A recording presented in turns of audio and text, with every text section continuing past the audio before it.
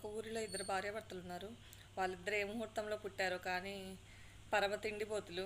వాళ్ళ ఇంట్లో వారికి బంధువులు కానీ అమ్మ నాన్న కానీ పిల్లలు కానీ అత్తమామలు ఎవ్వరూ ఉండరు. వాళ్ళకి బంధువులు కానీ ఎవ్వరు లేరు అసలు. వాళ్ళ ఇంట్లో వాళ్ళిద్దరే ఉంటారు. ఇద్దరు ఎలా పుట్టారో కానీ ఇద్దరు తిండిపోతులు. వాళ్ళ ఇంట్లో వాళ్ళకి టైం టేబుల్ ఉంది. ఎలా అంటే స్కూల్లో పిల్లలకి first period English, second period Telugu, third period Hindi, ఇలా ఇలా ఉంటుంది కదా. అలా వీళ్ళు పొద్దున్నే 7 గంటలకి పండు తినాలి, 8 గంటలకు లడ్డూలు, 9 గంటలకు బఠానీ, ఇలా ఇంక తింటుంటారు. తెగ తింటారండి అసలు వాళ్ళు. ఎప్పుడు తిండే, ఇంక రెండో పనే లేదు వాళ్ళకి. ఒకరోజు పండగ వచ్చింది. ఇంకా పండగ కదా, ఇంక పూర్ణాలు చేసుకున్నారు. ఆ పూర్ణాల పిండితో సరిగ్గా 11 పూర్ణాలు వచ్చాయి. ఇంకా భార్య భర్త భోజనానికి కూర్చున్నారు. ఇంకా పంచుకోవాల్సిన టైం వచ్చింది పూర్ణాలు. భార్య అన్నది, నేను కష్టపడి పూర్ణాలు వండాను, అందుకే నాకు 6 పూర్ణాలు, నీకేమో 5 పూర్ణాలు అంటది.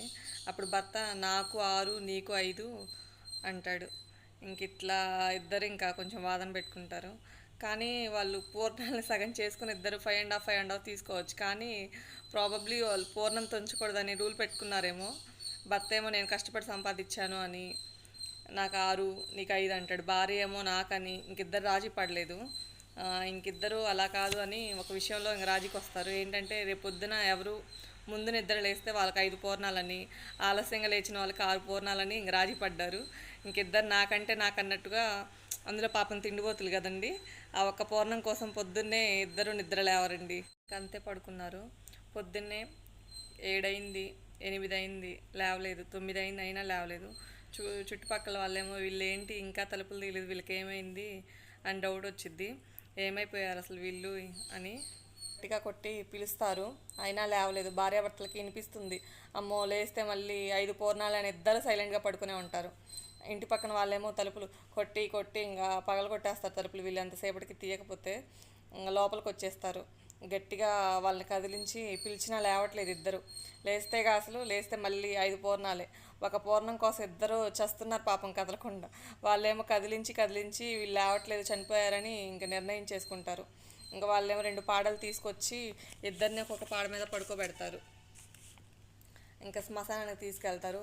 ఇంకా శ్మశానం దగ్గర దించుతారు. ఇంకా దించగానే భర్త అనుకున్నాడు, అమ్మో వీళ్ళు కాల్చి పారేస్తారేమో అని వెంటనే లేచి కూర్చున్నాడు. వెంటనే భార్య కూడా లేచి, నీకు 5 నాకు 6 అంటది. ఇంక చూసుకోండి, ఆ చుట్టుపక్కల వాళ్ళకి ఏం అర్థం కాలేదు. అప్పుడు ఇద్దరు భార్యాభర్తలు జరిగిందంతా చెప్పారు వాళ్ళకి. ఇరుగు పొరుగు వారు ఆశ్చర్యపోయారు వీళ్ళు చెప్పింది. ఏంట్రా బాబు ఇలా ఉన్నారు అని.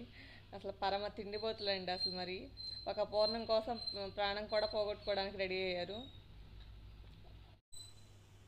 భగవద్గీతలో ఆహారం గురించి కొన్ని నియమాలు చెప్పారు. మితాహారం మంచిది అసలు ఏ జీవికైనా మనిషికైనా. ఆహారం కూడా మనం న్యాయంగా ధర్మబద్ధంగా సంపాదించింది ఉండాలి. ఒకరిని బాధించకుండా హింసించకుండా ఉండేటువంటి ఆహారం మంచిది.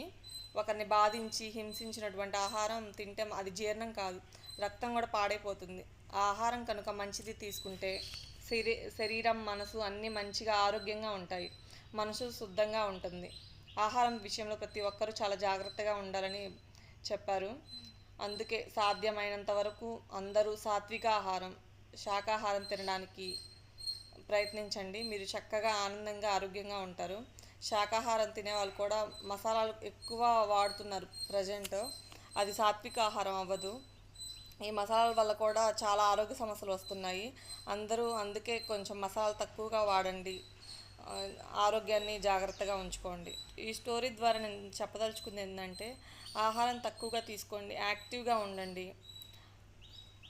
అండ్ మళ్ళీ అందరికీ తెలిసిందే, బ్రతకడం కోసం తినాలి కానీ తినడం కోసం బ్రతకూడదు.